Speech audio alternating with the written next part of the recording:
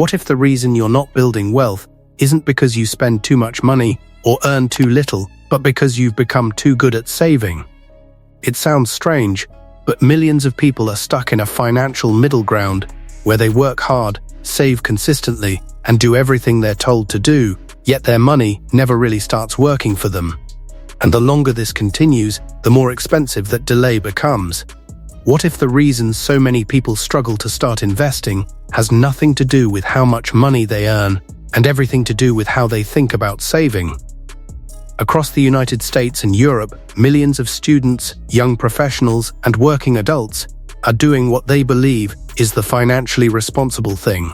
They work hard, earn a paycheck, pay their bills on time, avoid unnecessary risks, and slowly build a savings account. On the surface, this seems like the perfect financial strategy. Yet many of these same people reach their late 20s, 30s, or even 40s with surprisingly little invested capital, despite years of disciplined saving. The reason is often not a lack of effort, but a misunderstanding of the relationship between saving and investing. Most people see them as separate activities. Saving feels safe, predictable, and responsible, while investing feels uncertain, complicated, and risky. As a result, they continue saving long after they have already accumulated enough cash for security, creating a situation where their money is protected but not growing. Consider a realistic example. Imagine a young professional named David living in Denver, or perhaps Emma living in Manchester. After taxes, David takes home approximately $4,800 each month. His rent consumes $1,700. Utilities, internet, and phone services cost another $250. His car payment is $400. Insurance costs $180. Student loan payments require $300. Groceries and household expenses consume roughly $500. Social activities, streaming subscriptions, occasional travel, and entertainment absorb another $500. At the end of the month, he still manages to save around $500. This is not an irresponsible person. In fact, many financial experts would praise his behavior. He spends less than he earns, maintains consistent savings, and avoids major financial mistakes. After several years, he accumulates $10,000, then $15,000, then $20,000, and eventually even more. Interestingly, instead of becoming more confident about investing, he often becomes more hesitant. The larger the balance grows, the more attached he becomes to it. The money represents security, stability, and protection against uncertainty. The thought of investing it begins to feel uncomfortable because investing introduces the possibility of short-term fluctuations. This psychological shift is remarkably common. Many people assume that saving naturally leads to investing, but in reality, excessive comfort with saving can delay investing indefinitely. The hidden issue is that saving and investing serve different purposes. Saving is designed to protect money over short periods of time. Investing is designed to grow money over long periods of time. Confusing these purposes can quietly slow financial progress for decades. Imagine placing $20,000 in a traditional savings account, earning 1% annually. After 1 year, the account balance increases modestly. At first glance, that feels positive because the number is growing. But if inflation is running at 3%, the purchasing power of that money has actually declined. The account balance may be larger, yet the money buys less than before. This is one of the least understood concepts in personal finance. Many people focus on preserving the number they see in their account, while overlooking the purchasing power that number represents. Financially intelligent people tend to think differently. They understand that money has jobs. Some money exists to provide safety. Other money exists to provide growth. Emergency funds, for example, serve a very specific purpose.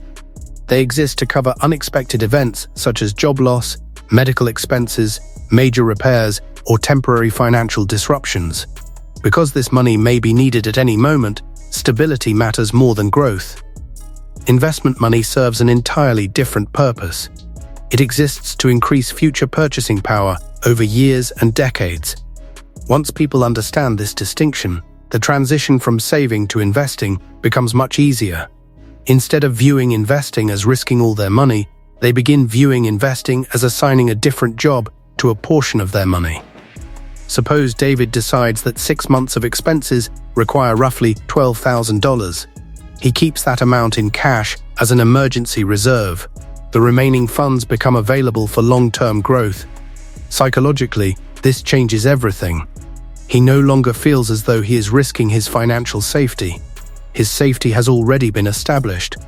Now he is simply allocating surplus capital toward a different objective. Unfortunately, many people never make this transition because they continue chasing larger and larger cash balances.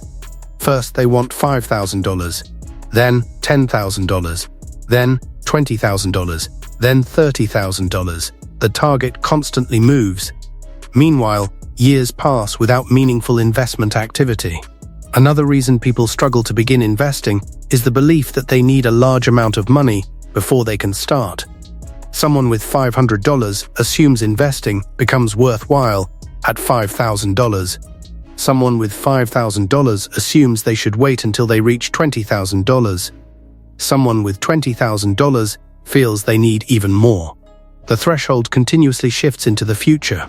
What many people fail to recognize is that investing is often less about the starting amount and more about the time horizon. Consider two individuals. The first waits 10 years before making a large investment. The second begins investing smaller amounts immediately. Although the first person eventually contributes more money at once, the second person often benefits from something more powerful: time. Time allows compound growth to operate. Compound growth is not exciting because its effects are usually invisible at first. In the early years, progress appears slow, but over long periods, growth begins generating additional growth, creating a compounding effect that becomes increasingly powerful. Imagine investing $300 each month over 30 years with an average annual return of 8%. The total contributions would equal approximately $108,000. Yet the final portfolio value could exceed several $100,000 because returns generate their own returns over time. This is why financially intelligent people focus heavily on starting rather than perfecting. They understand that waiting for ideal conditions often delays the very process that creates long-term wealth. Of course, understanding this mathematically is easier than accepting it emotionally. The stock market moves up and down. Investments fluctuate. An account worth $10,000 today may be worth $9,500 next month. Many new investors interpret this as evidence that investing was a mistake. Experienced investors tend to see it differently. They understand that short-term fluctuations are normal features of long-term investing rather than signs of failure. Their perspective extends beyond monthly movements and focuses instead on decades. This difference in time horizon influences behavior in profound ways. Savers often evaluate success based on preservation. Investors evaluate success based on long-term growth. Neither mindset is inherently wrong. Problems arise only when someone uses a saver's mindset to solve an investor's problem. Wealth creation typically requires more than preserving capital. It requires giving capital opportunities to grow. This is especially important for middle-class households whose greatest financial advantage is time rather than extraordinary income. Many people believe wealth is primarily created through earning more money. While income certainly matters, the relationship between income and investment behavior often matters even more. Two individuals earning identical salaries can experience dramatically different financial outcomes depending on how they allocate surplus income. One may continuously accumulate cash, while the other gradually transitions excess savings into productive assets. Over a working lifetime, the difference can become substantial. Financially intelligent people rarely think of saving and investing as opposing choices. Instead, they see them as sequential stages of the same process. Saving comes first because stability matters. Investing comes second because growth matters. The goal is not to replace saving with investing, but to recognize when enough safety has been achieved and growth should become the priority. This shift is often less about financial knowledge and more about perspective. People who successfully transition from saving to investing stop asking whether investing feels comfortable. Instead, they ask whether keeping too much money idle serves their long-term goals. They begin viewing every dollar as a tool with a specific purpose. Some dollars protect against emergencies, some dollars pay for current living expenses, some dollars create future opportunities. Once money is organized according to purpose rather than emotion, decision-making becomes much simpler. The transition from saving to investing is not a dramatic leap into uncertainty. It is a gradual recognition that money designed for future growth should be allowed to grow. Saving remains essential because it provides security and flexibility.